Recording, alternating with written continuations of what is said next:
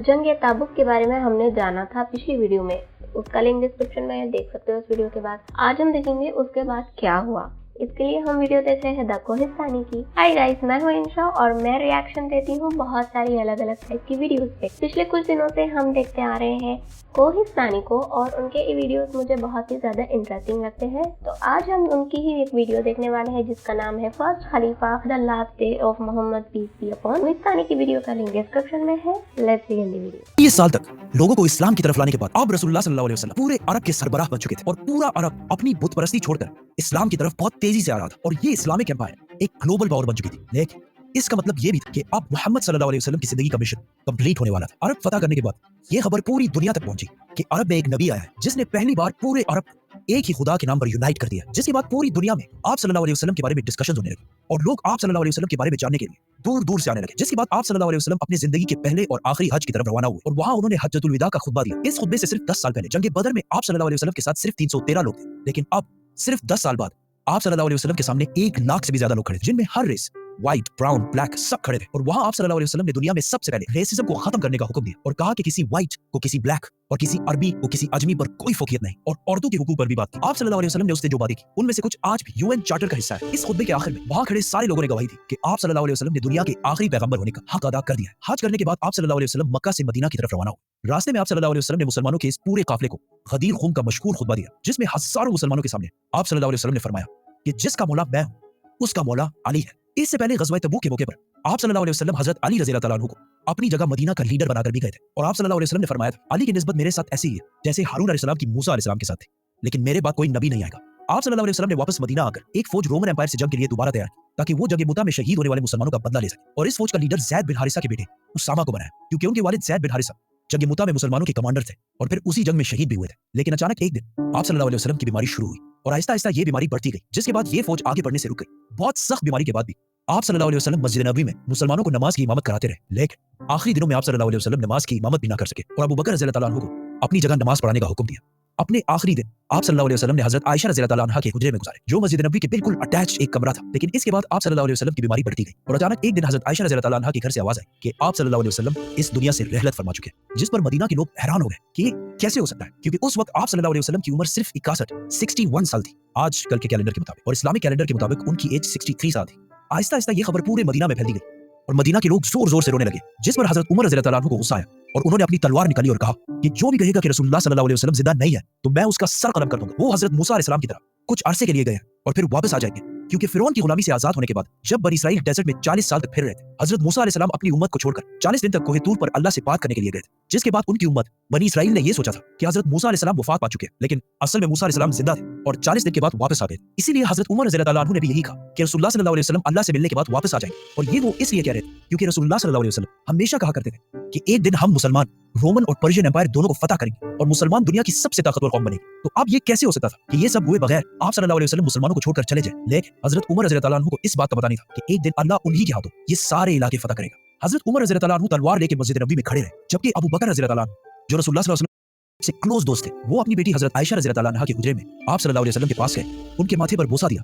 हजरत उमर रज़ी अल्लाह अन्हु अब भी तलवार लेकर खड़े थे और लोगों को आप सल्लल्लाहु अलैहि वसल्लम की वफात के बारे में बोलने से रोक रहे थे। लेकिन हजरत अबू बकर रज़ी अल्लाह अन्हु रसूलुल्लाह सल्लल्लाहु अलैहि वसल्लम के मिंबर पर चढ़े और कहा उमर बैठ जा, लेकिन हजरत उमर फिर भी खड़े रहे। तो हजरत अबू बकर रज़ी अल्लाह अन्हु ने सबसे कहा कि उमर को छोड़ दो और फिर अपनी जिंदगी की सबसे अहम स्पीच शुरू की। हजरत अबू बकर रज़ी अल्लाह अन्हु के बारे में सबको पता था कि जब भी आप सल्लल्लाहु अलैहि वसल्लम कोई बात करते थे तो सबसे पहले रोने वाले अबू बकर रज़ी अल्लाह अन्हु होते थे। लेकिन जिस दिन सारा मदीना जोर जोर से रो रहा था, उस दिन अबू बकर रज़ी अल्लाह अन्हु ने अपनी गम को कंट्रोल किया, क्योंकि उन्हें पता था कि आज ये सिर्फ रोने का दिन नहीं है बल्कि रसूलुल्लाह सल्लल्लाहु अलैहि वसल्लम के मिशन को आगे बढ़ाने का दिन। तो वो रसूलुल्लाह सल्लल्लाहु अलैहि वसल्लम के मिंबर पर खड़े हुए और सब मुसलमानों को मुखातिब करते हुए कहा, ऐ मुसलमानों, तुम में से जो मोहम्मद की इबादत करता था वो जान ले कि मोहम्मद वफात पा चुके हैं, और तुम में से जो अल्लाह की इबादत करता था वो जान ले कि अल्लाह जिंदा है और उसे कभी मौत नहीं आएगी। जिसके बाद उन्होंने कुरान की वो आयत सुनाई जो जंग ओहद के बाद नाजिल हुई कि जब जंग ओहद में मुसलमान बहुत सख्त टाइम से गुजर रहे थे, कुछ दुश्मनों ने मसअब बिन उमैर रज़ी अल्लाह अन्हु को शहीद कर दिया। जिसके बाद जंग के दरमियान ही मुसलमानों में यह अफवाह फैल गई कि रसूलुल्लाह सल्लल्लाहु अलैहि वसल्लम को शहीद कर दिया गया, क्योंकि मसअब बिन उमैर रज़ी अल्लाह अन्हु की सूरत रसूलुल्लाह सल्लल्लाहु अलैहि वसल्लम से बहुत मिलती जुलती थी। ये जंग ओहद हिजरत के 3 साल बाद हुई और इन 3 सालों में भी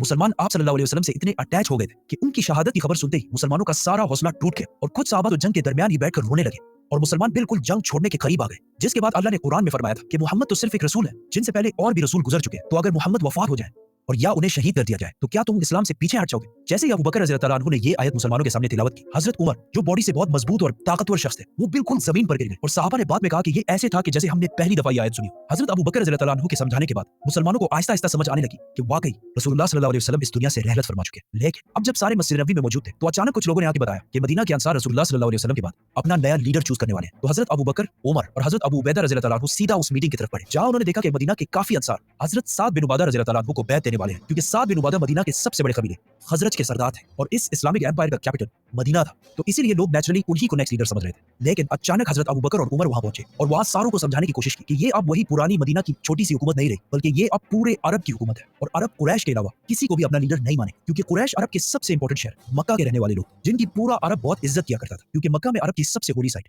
काबा है और बहुत साल पहले अब्रहा के 60,000 के लश्कर को एक मिरेकल से हराने के बाद उनकी अरब में बहुत इज्जत बच चुकी थी और अब मोहम्मद सल्लल्लाहु अलैहि वसल्लम भी इसी कुरैश कबीले में से थे, व्हिच मींस अब कुरैश ही अरब को यूनाइट रख सकता था। और वहां खड़े सारे लोगों ने इनकी बात से एग्री भी किया, जिसके बाद लोगों ने साद बिन उबादा रज़ियल्लाहु अन्हु को बैत देना छोड़ दी। लेकिन ये बहस फिर भी जारी रही कि कौन आप सल्लल्लाहु अलैहि वसल्लम के बाद इस इतनी बड़ी एम्पायर को संभालेगा। आखिर हजरत अबू बकर रज़ियल्लाहु अन्हु ने उन्हें कहा कि हमें उमर या अबू उबैदा में से एक को अपना खलीफा चूज कर लेना चाहिए। लेकिन उमर रज़ियल्लाहु अन्हु ने हजरत अबू बकर के हाथ पर बैत करनी और कहा आपसे बेहतर इस पोस्ट के लिए कोई भी नहीं और उन्हीं को खलीफा डिक्लेयर कर दिया। अब तक इस महफिल में जितने भी नाम लिए गए उन सारों में से किसी पर भी इत्तेफाक नहीं हो रहा था। जैसे ही हजरत उमर ने अबू बकर रज़ियल्लाहु अन्हु का नाम लिया, वहां सारे ही इस बात पर राजी हुए और सबने हजरत अबू बकर रज़ियल्लाहु अन्हु के हाथ पर बैत करी और इस तरह कुछ ही टाइम इस इतनी बड़ी एम्पायर का खलीफा मुसलमानों के दरमियान मशवरे से सेलेक्ट कर लिया, जबकि बाकी सारे एम्पायर हमेशा बहुत खून खराबे के बाद ये फैसला होता है। और आखिर हजरत अबू बकर रज़ियल्लाहु अन्हु 59 ईयर्स की एज में खलीफा बने। लेकिन इस सारे मीटिंग में एक शख्सियत मौजूद नहीं थी, हजरत अली रज़ियल्लाहु अन्हु, क्योंकि वो आप सल्लल्लाहु अलैहि वसल्लम की तदफीन में मसरूफ थे। जब हजरत अली रज़ियल्लाहु अन्हु को इस मीटिंग का पता चला, तो उन्होंने हजरत अबू बकर रज़ियल्लाहु अन्हु के हाथ पर बैत नहीं की, इस बात पर कि ये इतना बड़ा फैसला रसूलुल्लाह सल्लल्लाहु अलैहि वसल्लम के खानदान की गैर मौजूदगी में क्यों कर लिया गया। जिसके कुछ अरसे बाद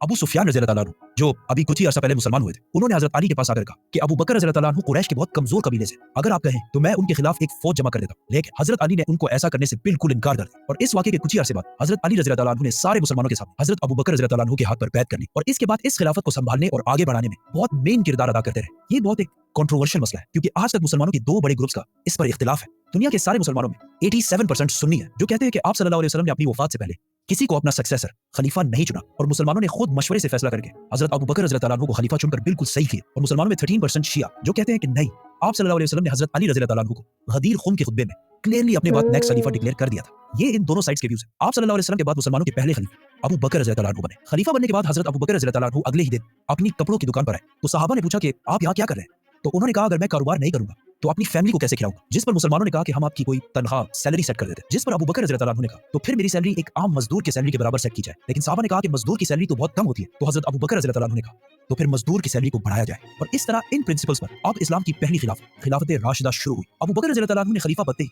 सबसे पहले वो फौज रवाना की जो आप सल्लल्लाहु अलैहि वसल्लम की बीमारी की वजह से रुक गई और बाकी सारे कामों को भी उसी तरह कंटिन्यू रखा जिस तरह पहले हुआ करते। लेकिन ये कोई आसान काम नहीं था, क्योंकि अब तक मुसलमानों में बहुत सारे मुनाफिकीन शामिल थे और वो इससे पहले सिर्फ इसलिए चुप रहते थे क्योंकि रसूलुल्लाह सल्लल्लाहु अलैहि वसल्लम अल्लाह के रसूल थे और उन्हें जिब्राइल की तरफ से बहुत सारी बातों का पहले से पता चल जाता। लेकिन अब लोगों में ये कॉन्फिडेंस आ गया कि अब जब रसूलुल्लाह सल्लल्लाहु अलैहि वसल्लम नहीं है तो हम ज़कात भी नहीं देंगे, क्योंकि मुनाफिकों के लिए अपने माल में से पैसा देना बहुत मुश्किल काम होता है। एंड नॉट ओनली दैट, कुछ लोगों ने आप सल्लल्लाहु अलैहि वसल्लम की इतनी अजीम कामयाबी देखकर इसे कॉपी करने की कोशिश की और नबूवत का झूठा दावा कर दिया, जिनमें से एक का नाम था मुसलमा कज़्ज़ाब।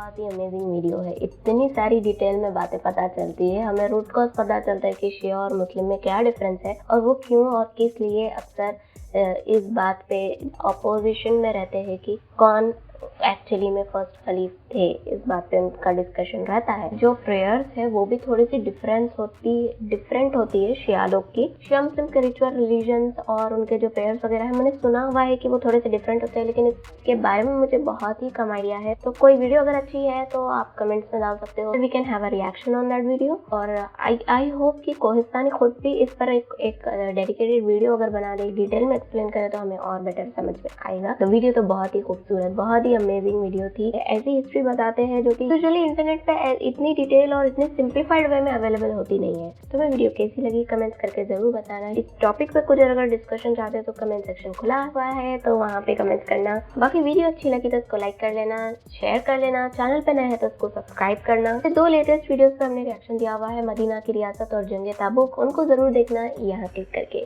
Thanks for watching.